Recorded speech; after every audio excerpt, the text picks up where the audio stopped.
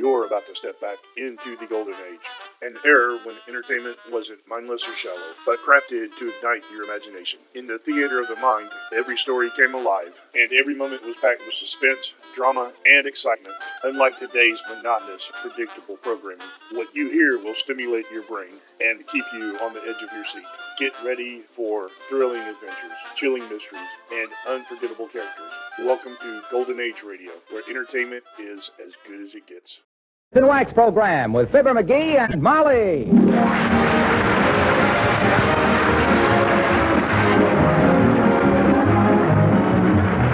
The makers of Johnson's Wax products for home and industry present Fibber McGee and Molly, written by Don Quinn and Phil Leslie, with music by the King's Men and Billy Mills Orchestra.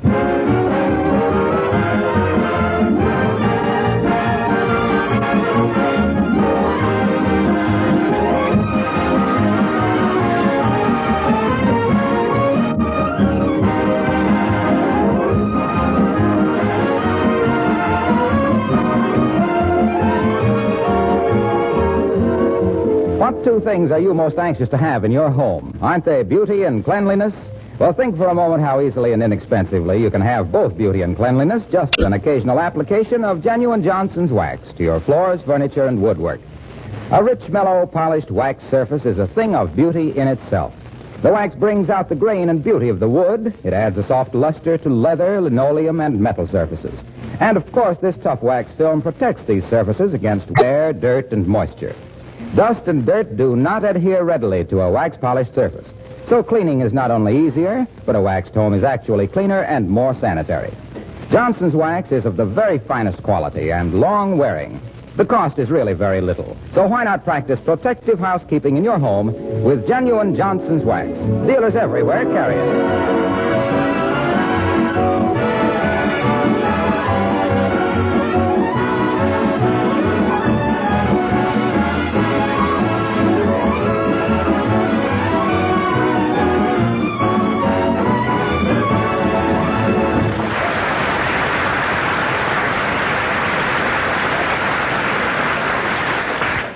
There are certain people who simply won't admit that nature does anything right. They are the kind who gild cattails, paint Whose Little Tootsie Are You on the shells of baby turtles, and clip poodle dogs to look like anemic lions. Here's one of those people now, as we meet Fibber McGee and Molly.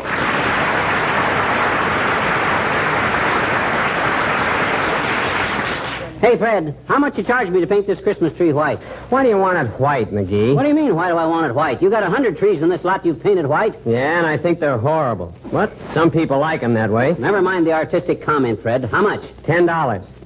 $10? To spray a little white paint on this half-pint tree? Who do you think you are, Rembrandt? Looky here. Maybe you didn't understand, Fritz.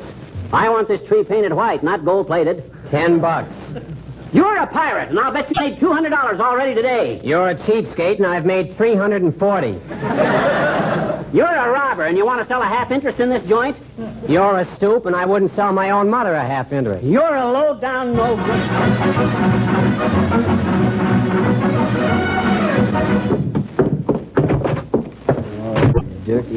The dirty swindler.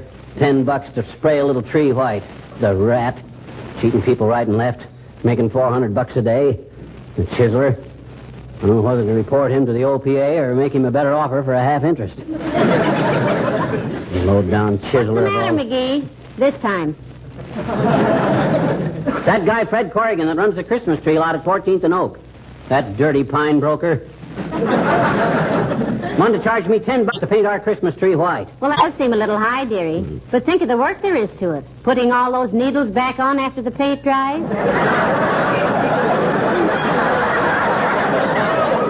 They don't take the needles off.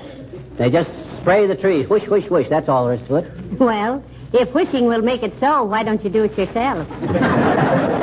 If it's a $10 job, I can't afford to pay myself that much. Besides, I haven't got a paint spray, so... Hey! Haven't you got a paint spray attachment on the vacuum cleaner? Oh, dear. Oh, my gosh, I can have that tree painted white before you can say, don't it look awful? Now, McGee, please, I realize we need the house painted, but not on the inside. Let's leave the tree green. Oh, you'll love a white one, Snooky. It's the modern thing. Nobody uses green trees anymore. They're outmoded. You don't say. Well, tell me, Salvador. What color snow are people using this year? Chartreuse? No kidding, Molly. White Christmas trees are all the rage. Everybody. They knows. must be. They throw me into one. Now, look, sweetheart, just put the tree up and trim it. I love a green Christmas tree. Don't you, Alice? No, that's what, Mrs. McGee? Look, Molly, I'll put it up to Alice fair and square and let her give an opinion. Here's the proposition, kid. If you were going to have a Christmas tree, which would you rather have? A dusty, drab, dirty old green one or a bright, snappy, glistening white one? Alice. Mistletoe. Mistletoe. What an answer. Well, jeepers, don't you like to hang up a little bouquet of mistletoe, Mr. McGee? Oh, he's too shy, Alice. I am not shy. What good is mistletoe? Catch somebody under it, and it's either somebody you can kiss anyway, like your wife, or you get a slap in the chops before you can point up to it. Mistletoe, bah. That's just poison ivy with berries. Well, we'll put some up, Alice, and you'll see who manages to spend most of his time loitering around beneath it. Yeah. But honestly now, dear, do you like a white Christmas tree? Well, I like them all, Mrs. McGee. I don't care if they're purple. Gertrude always has a white one, though, and she likes them. Who's Gertrude? We know her. Oh, she's the boy who always rides past here in the cream-colored Cadillac and honks his horn, sister.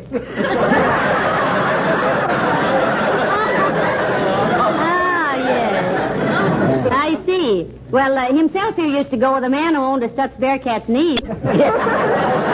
Yeah, but I gave her up for an old guy with a broken-down Maxwell's daughter. But honestly now, Alice, don't you really prefer a white Christmas tree? Well, I got awfully tired of them, Mr. McGee. When I was a little girl, my father gave us kids some little tiny paintbrushes and told us to paint a Christmas tree white. Heavenly days. Wow. It must have taken you children a long time to paint a tree with little brushes. How long did it take you, Alice? Oh, we never did get it finished. But it kept us off the streets till we were 18 years old. Well, I gotta wrap some presents. See you later.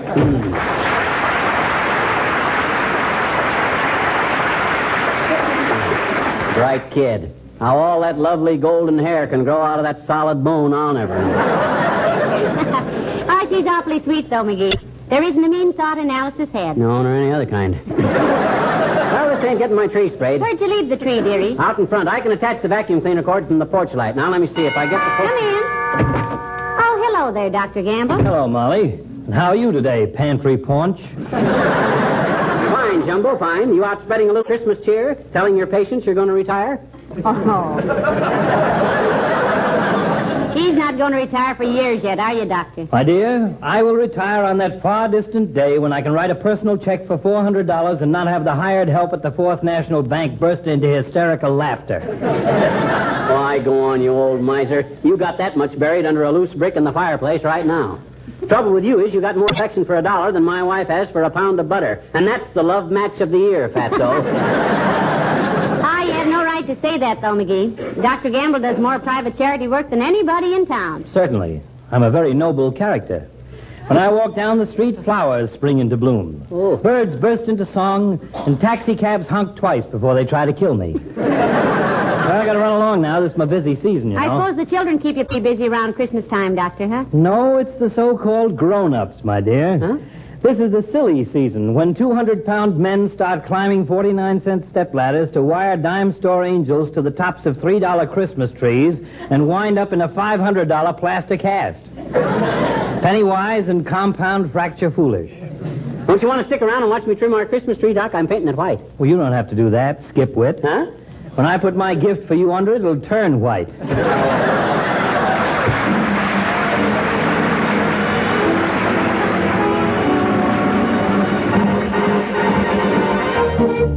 Billy Mills in the orchestra and the Parade of the Wooden Soldiers.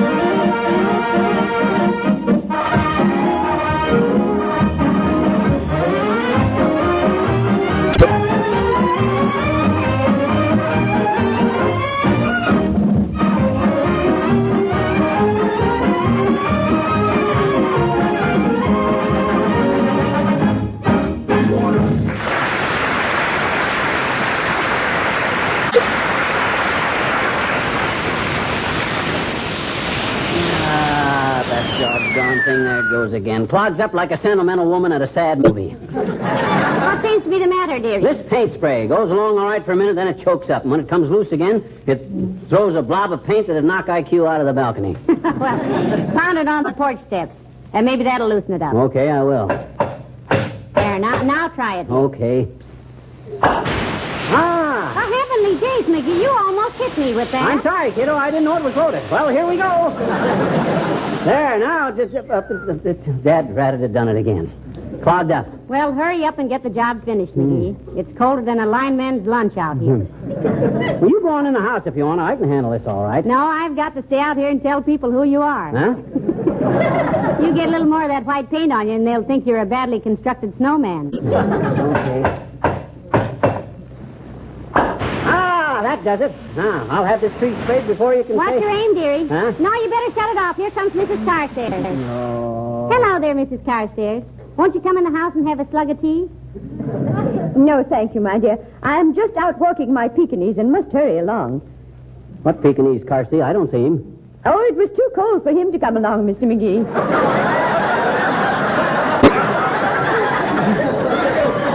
But as long as one of us goes out, he's satisfied. Ah, it's really a sweet little dog, Millicent, from what I've seen of him. Personally, I wouldn't have one of them four-legged dust mops as a gift. Give me a man-sized dog. I ever tell you about the hunting dog I had once, Carsey, by the name of Durante? Durante? Yeah, what a nose that dog had. Never forget one time we were walking through the woods. Me and my dog, pipe over my shoulder, gun in my mouth. What was that again? Gun over my shoulder and pipe in my mouth, when all of a sudden Durante freezes. He's on point. Nose quivering, tail out like a ramrod. 1 foot in the air. I raises my gun, walks slowly forward, and there, not 10 feet away, was a guy sitting on a stump. That was quite a dog, Mr. McGee. Trained to flush game wardens, was he? No, sir. I bawled the dog out, and then I was never so ashamed in my life. It was the smartest thing he'd ever done. Why? Well, sir, I got talking to the guy, and you know what? His name was Partridge. Henry W. Partridge. Wasn't that wonderful, Carsey? No, I don't think that's so remarkable, Mr. McGee. In the light of what a police dog of mine once did. What was that, Millicent? After all, it's so cold out tonight, the bologna won't spoil. Well, this dog of ours was extremely intelligent. Mm-hmm. One day I had him in the post office, and I noticed he was staring at the police posters on the wall. Suddenly, he dashed out the door and was gone. Probably went out to steal an apple off a fruit stand, Carsey. No. When I got home, he was gripping our butler by the vest pocket and was barking into the telephone, which he'd knocked off the table. When the police arrived, it turned out that Jarvis was wanted by the authorities in 3 states. Yes, but why was your dog holding him by the vest pocket, Millicent? That was where our butler kept his fountain pen. You see, he was wanted for forgery. Well, so nice to have seen you. Good evening.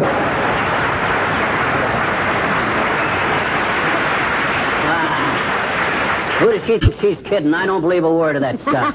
I'll bet she made that whole thing up. Well, never mind her, dearie. Get busy with that paint before it freezes solid, will Huh? you? Oh, gee, it might at that.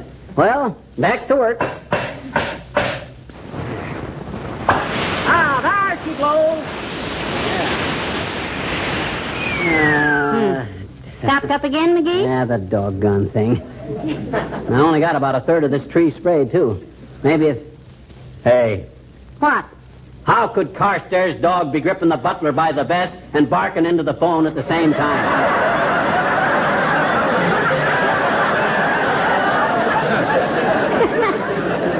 Why, she didn't say he was gripping the butler with his teeth, dearie. Huh? You know, after all, a dog as smart as that could hold him down with one hind paw, dial the police station with the other, and use his front feet to take fingerprints. Yeah, maybe, but how she... Oh, well, why should I worry? That's better yet. You're getting more paint on yourself than you are on the tree, McGee. Well, the wind keeps changing. They ought to make these paint sprays with a weather vane on them. By George, hip.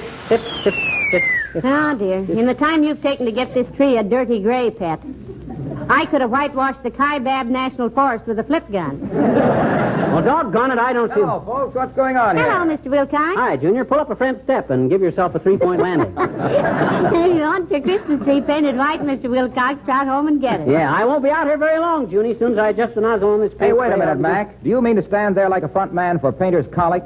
and tell me you're actually going to ruin that pretty little tree with white paint? Ruining that refugee from the forest primeval? Despoiling a magnificent evergreen? Ah, skip the dramatics, Junior. We know you memorized Evangeline in high school. And you played the heavy in the Chautauqua Company of Rebecca of Sunnybrook Farm, too, didn't you, Mr. Wilcox? The juvenile lead, if you please. I also had 3 seasons of Shakespeare. A likely story. When you play Shakespeare, son, that's when Othello needs a friend. Everyone in Omaha, I'll have you know, said I was another Barrymore. Why, when I came out in my tights and said, "Oh, what a rogue and peasant slave am I." You can say that again. Now, hush, McGee, I love Shakespeare. Go on, Mr. Wilcox. Is it not monstrous that this player here, seeing a lady forced to menial task and seeing such drudgery, would not then dispense a thing called Johnson's glow coat? Forsooth, a goodly fluid, which spread upon the scullery linoleum would thus eliminate the scrub. No rub, no bump. Just pour it on, and in 1/3 the time it takes for our glass to turn, it dries. If Shakespeare ain't in the public domain, this 2-bit Orson Welles is going to be sued for $9 million. Ah, yes, it dries, and so mirror-like it gleams. The porridge spilled, wiped off, leaves not a single spot. The labor saved, the hours gained, the beauty seen. 'Tis glow coat. Beloved by chatelaine and serving wench alike. Your nearest dealer. Hey, now wait a minute, Mr. Wilcox. Is that in Hamlet? My dear girl, it's in every hamlet, every village, every town, city, and metropolis. Every place where a housewife takes pride in the appearance of her kitchen. And if I don't get back to the office in the next 10 minutes, I'll find myself back in Chautauqua. So long, kid.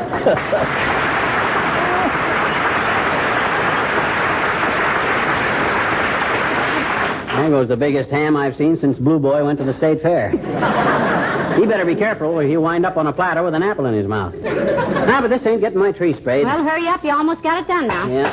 Let's see. I get her all loosened up. Ah, there she goes. Ah, this is the best it's been yet. Yeah. Look how high the tree is getting, Molly. There's one question I'd like to ask you, McGee. Are you sure Don't bother me now, kiddo. I'm doing too good. Hot dog. Ain't that getting beautiful? I finally got this spray gun working perfect. I know, but look, McGee, I've been wanting to ask you if... Later, Tootsie, later. I'm just about finished now. Just up there a little bit. Ah, oh, gee, I'm through. All done. And believe me, that's the whitest white Christmas tree you'll ever see. Now, won't you admit this is a mighty pretty effect, baby? Yes, if you like that sort of thing. Mm-hmm. Well, I'll go and make some hot coffee, dearie. Okay. McGee, Huh? whose Christmas tree is this on the front porch? Oh, that's the one I bought this morning that I'm going to paint white. What? Oh, my gosh, what tree did I paint? The one that's been growing there in the yard all these years.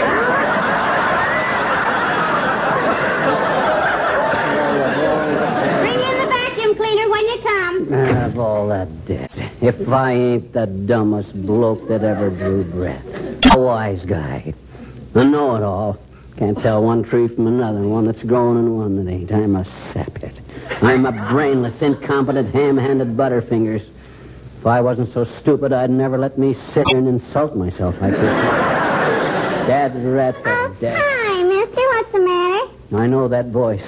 Is that you, Teeny? Sure it is, I betcha. What you sitting there with your head in your hands for, mister? Got a headache?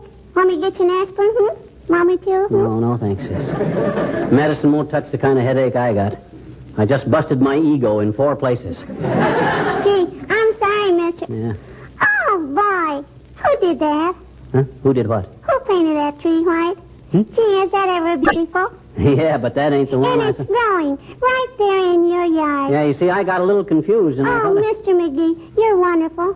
Huh? I am? You're the nicest man in town, I bet you. You put your Christmas tree right out in the front yard where everybody can share it with you, didn't you? Well, I didn't exactly. Gee, all the kids in the neighborhood are going to love you for this, mister. Boy, I can hardly wait till you get it all lighted up. You can't, eh? I says you can't, eh? Can't what? You can't wait till I get it all lighted up. Gee, neither can I. And you know what, mister? What? When it's it's growing in the ground like that, it can't wobble and fall over either. Our Christmas tree at home is always wobbly. Yeah, lots of people make that mistake, sis. They don't stop to think if they were a tree and got all lit up and then came into a warm room, they'd wobble a little too.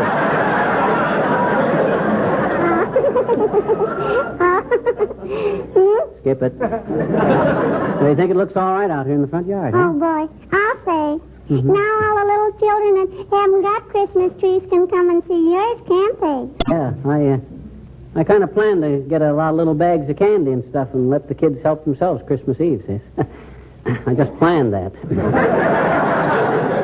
Think they'd like that? Gee, will they ever? And us kids will sing. Sing what? You know, the song we sing for you every Christmas time. 'Twas the night before Christmas, the one we just recorded. Oh. Would you like to hear it now, Mr. Would you? Yes. Yes, I believe I would, sis. Okay. Hey, Kenny, Johnny, Buddy, Randy, come here. He wants to hear it, all right.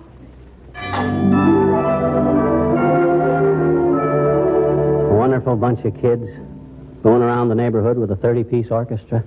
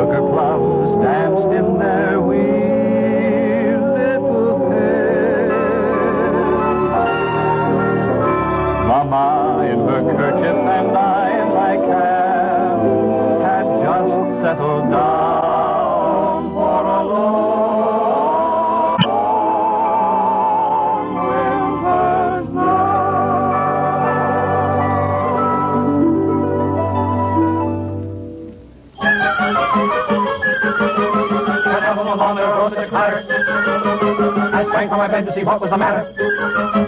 Away to the window I flew like a flash, tore open the shutters, threw open the sash. Then, what to my wondering I should appear but a miniature sleigh and a tiny reindeer. With a little old driver so lively and quick that I knew right away that it must be St. Nick.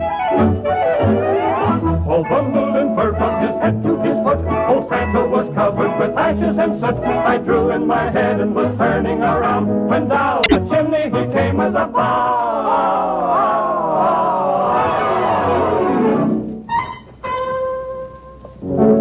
His eyes, how they twinkle.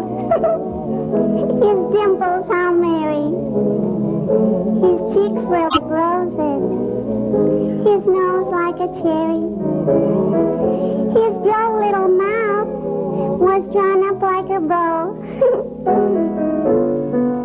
The beard on his chin was as white as the snow.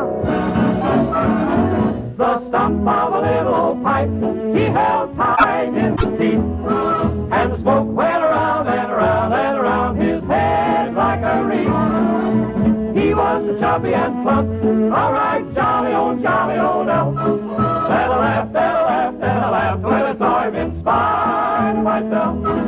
He had a broad face, and a little round belly.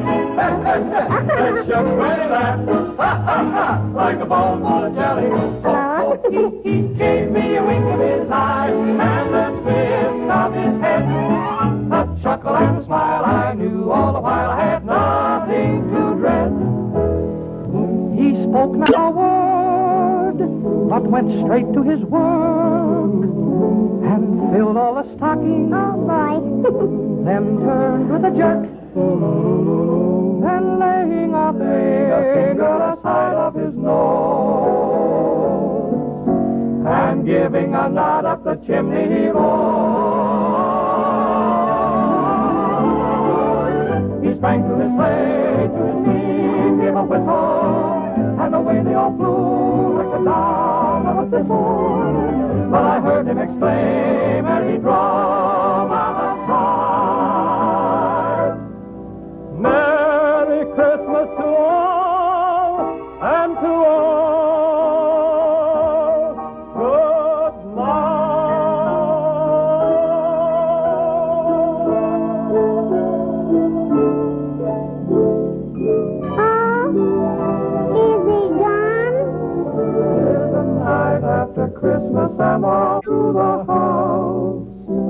Not a creature is stirring, not even a mouse. The presents are scattered and broken, I fear. And St. Nicholas won't come again for a year. The children are nestled all warm in their wee little beds, while memories of sugar plums dance in their wee little heads.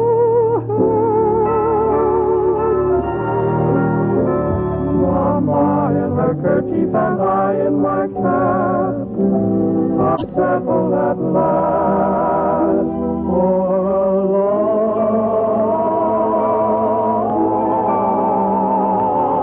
winter's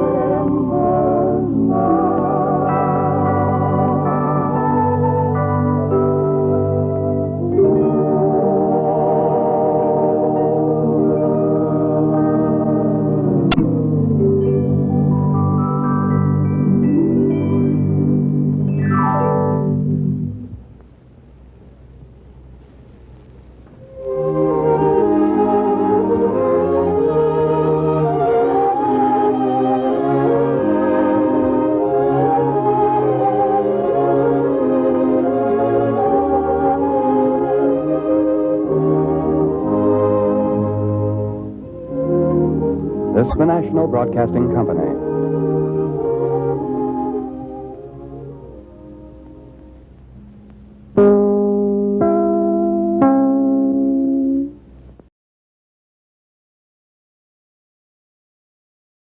Welcome to Golden Age Radio, rumble.com/C/GAR. Visit veteransradioministry.com for more videos like this.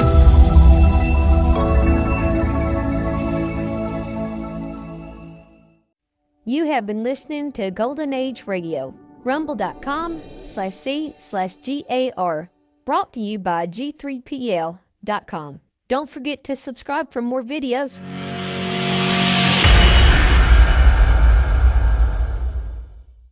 I would like to extend my sincere gratitude to Old Time Radio Research Group for their remarkable efforts in preserving and archiving the captivating world of old time radio programs. Their dedication to safeguarding these precious audio gems ensures that future generations can relish the enchanting stories, music, and entertainment of the past. Their invaluable contribution allows us to step back in time and experience the magic of radio history firsthand. Their link is in the description below.